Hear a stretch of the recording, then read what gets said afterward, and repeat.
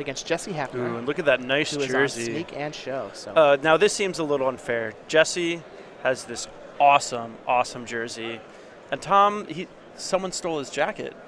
I think he took it off because it was scaring away the Pokemon he was trying to capture. Maybe. So Jesse's going to lead off with a Volcanic Island and a Preordain. And so Preordain is a card that not all Sneak and Show decks play. I think both of us are a big fan of it because it just does such a good job of increasing your consistency with Sneak and Show. It allows you to keep a lot more one land hands and have them work out well. It just helps ensure that you get to see the cards that you want to see. I agree. He does have a 2-2 split with Preordain and Gitaxian Probe. I just like having 4 Preordains. Yeah, I like 4 But Preordain. I can't blame anybody for playing Probe. It's a sweet card. Yeah.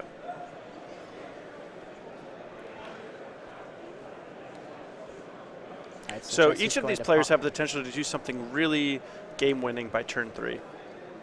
And there's a good chance that they'll try to basically feel each other out and gauge how slow or fast the other person is going to be in order to decide when they're going to try to do their big thing. A lot of the times, the person who taps out on their turn to try to force through pivotal spells last is the one who will end up taking it. All right, so Jesse's just going to brainstorm, put 2 cards back, and pass the turn with a Scalding Tarn ready to be cracked. Tom is going to start off with a Gitaxian Probe. He does have a Glistener Elf on the battlefield, so if the coast is clear here, he could just win the game now. Wow, and Jessy, the shields are down, but he does have a rather powerful hand. He needs a little bit more time to get it going, though. He could just die this turn, though. He could just die this turn. Oh, and there's an Invigorate for Tom. Oh, so he has an Invigorate and Berserk. Game over, turn 2, you're dead. Tom Ross says, you wanted a 3rd turn? Nuh-uh, game over. He even showed Force of Will with the blue card. Just I got it all. Man. Yeah, Tom Ross is a beast. So that's how you win 2 invitationals in a row. Yeah. You just turn 2 your opponent with Force of Will back up. Yep. Tom is going to take game 1 here against Jessy Hefner with Infect against Sneak and Show. Let's take a look at their sideboard to see what kind of plans we think they're going to be on. We got 1 Viridian Corruptor, 2 Flusterstorm, 1 Force of Will, 1 Crossing Grip, 1 Nature's Claim, 2 Submerge, a Bajuka Bog, a Wasteland, a Karakas, a Dismember, a Seal of Primordium, a Necropede, and a Crop Rotation. What do you think Tom's going to bring in? So I think what Tom wants to do is just bring in some good disruptive elements. Cards like Viridian Corruptor, Croson's Grip, Nature's Claim, Seal of Primordium, those are going to be great at dealing with sneak attack as well as potential Blood Moon. You can also bring in Flusterstorms, Force of Will, as a way to have a little bit more counter magic. And then the Crop Rotation Karakas, I think, is something that is specifically for this matchup and is quite potent. So on Jesse's side, we have 2 Red Elemental Blast, a Flusterstorm, 3 Through the Breach, 2 Pyroclasm, a Kozilek's Return, 2 Grafdigger's Cage, a Pithy Needle, a Wipe Away, and 2 copies of Blood Moon. What do we think Jesse's going to bring in? So it's a little tricky what Jesse's going to bring in. I think that the Pyroclasm and Kozilek's Return are going to have some good use, as is the Blood Moons can just be a knockout punch. It's a little tricky as to how many cards like Red Elemental Blast he wants to bring in, because there are a lot of blue cards in Tom's deck that he would like to counter, but there's a lot of non-blue cards that are essentially must counters as well.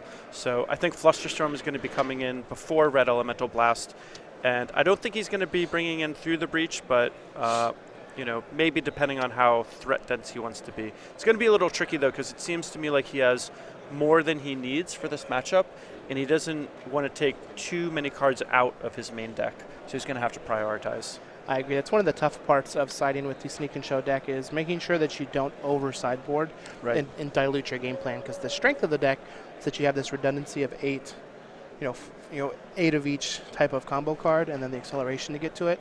So you can't really cut too much of the good stuff. Yeah, it's also tough too, because Jessy can't just focus on comboing off and protecting his combo. He also has to worry about Tom just winning just as fast as him. So you really are trying to find the perfect balance of offensive and defensive elements. Like, for example, I think there's a good chance that Jessy has Blood Moon when he's on the play, and he's more of the aggressor, but not have it when he's on the draw, because it's so much more likely that Tom will be able to get something like a Noble Hierarch out ahead of schedule. I could see that. Now, you had mentioned earlier that Tom's at a bit of a disadvantage because he doesn't have on his leather jacket. Yeah. And that's because I asked him not to wear it But this he's round. so strong. Well, I asked him not to wear it this round so that we can have him model those wonderful Star City Games Oh, yeah, shirts. those are sweet. So if you guys want to get the official shirt of StarCityGames.com, go ahead and go.StarCityGames.com/apparel. 50% cotton, 50% polyester, 100% awesome. Screen printed here in the USA. You see Tom Ross there and Kenzie, one of our other employees there at Star City in the home offices. Look at that blue steel, just that look. Yeah, I love that. The Tom Ross glare just strikes coldness into the hearts of his enemies. That is the look of a man that has Invigorate and Berserk in his hand, and you're dead on turn 2. And he's saying to you, what you got? So again, these are the official shirt of StarCityGames.com. If you want to look just as cool as these two, go to StarCityGames.com/apparel. So it looks like we've got both players are still shuffling, I believe. Making sure their decks are sufficiently randomized. We can see there we got Tom Ross's token there on the battlefield on the left-hand side for his poison token. Let's see if we can learn a little bit more about Tom while they finish up their shuffling here. He's 32, lives in Roanoke, Virginia. He has 13 open top 8s, 4 wins. That's a pretty good conversion percentage. Yeah. He has 3 invitational top 8s with 2 wins. That's an even better conversion percentage. Yep. He's a self-proclaimed best GoldenEye 64 player and has beaten people using only his feet. Wow. Along with Michael Majors, he puts 8% of all tournament winnings towards buying an NBA Jam arcade.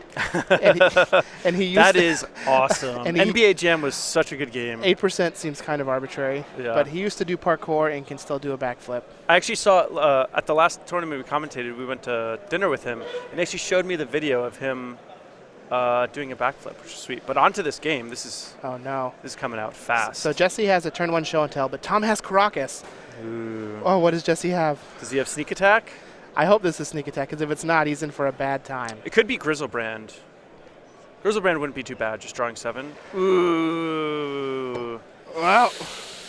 Ugh. So this game of what she got was won by Tom Ross.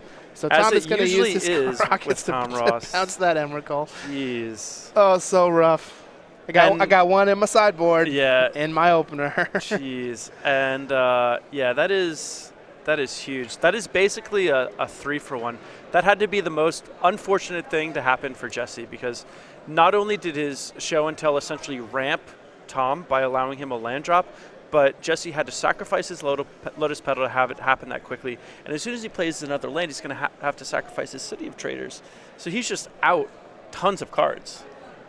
Wow. This is rough.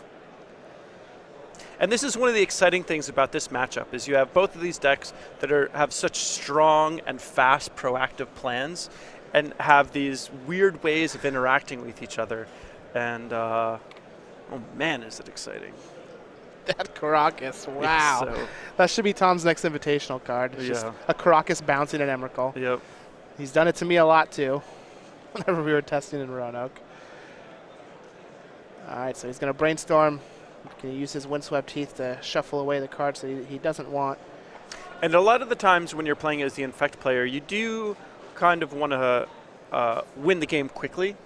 But now that we've already run into a situation where Jessy tried to combo off and then failed, that means there's probably a lot more breathing room for Tom, and Tom could probably take things a little bit more slowly, play a little bit more cautiously, because he can afford to.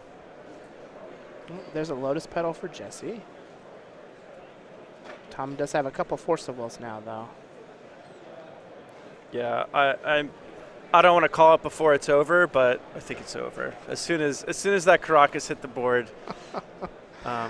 Oh no.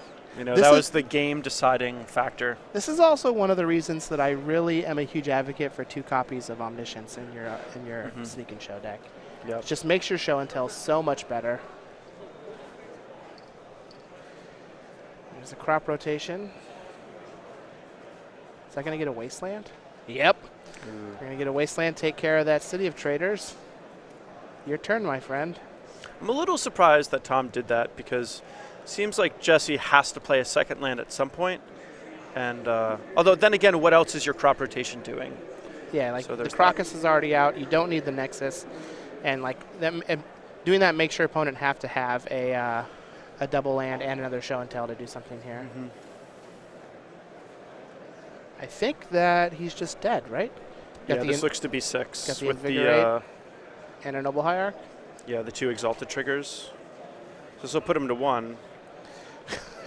Oh, never mind. And Jessy is going to extend the hand. one Exalted trigger is enough to get to 6. As sad as it is to see a fellow card hoarder member get crushed. That was exciting. That Caracas was great. Tom Ross is great. That was fast, too. That was 10 minutes that match took. He's even good without the leather jacket. Don't need it. Maybe it's Tom Ross that's so good, not just the leather jacket. But so wow. Tom Ross is going to take this match 2-0 over Jessy Hefner. Tom is currently 4th on our leaderboard. He's going to go to 5-0. And while we wait for our backup match to get set up,